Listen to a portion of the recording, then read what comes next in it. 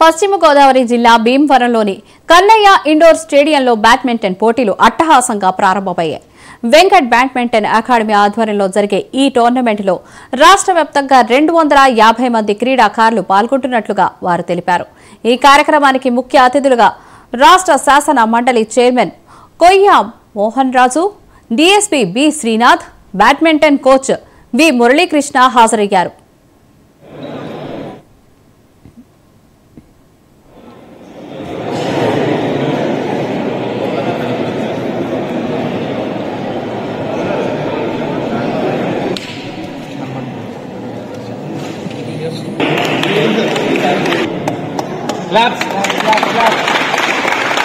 ఇలా ఇక్కడ అంగర విజయలక్ష్మి కన్నయ్య ఇండోర్ స్టేడియంలో మనం రాష్ట్ర స్థాయి బాలబాలికలకి అండర్ 13, అండర్ 15 విభాగంలో పోటీలు నిర్వహిస్తున్న మన వెంకటేశ్వరరావు ఇంకా తదితర మిత్రులందరికీ నా అభినందనలు.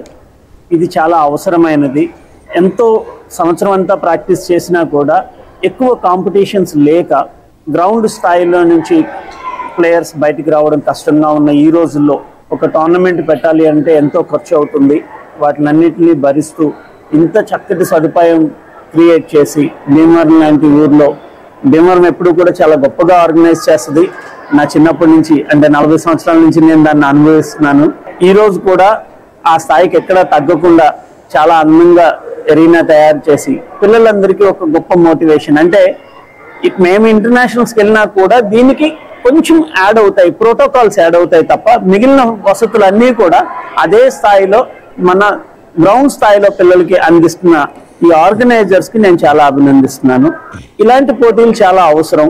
ఈ పోటీలు ఎంత ఎక్కువగా నిర్వహిస్తే మన పిల్లల్లో ఉండే పోటీ తత్వము, వాళ్ళకి అవకాశాలు పెరుగుతాయి.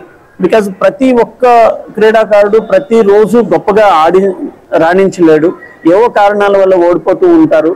అలాంటి వాళ్ళకి మళ్ళీ ఇంకొక టోర్నమెంట్ అవకాశం కల్పిస్తుంది. సో గ్రౌండ్ లెవెల్లో ఎంత ఎక్కువ టోర్నమెంట్స్ ఇలా ఆర్గనైజ్ చేస్తే అంత ఉపయోగం. ఇలా రాబోయే రోజుల్లో ఓఎన్జీసీ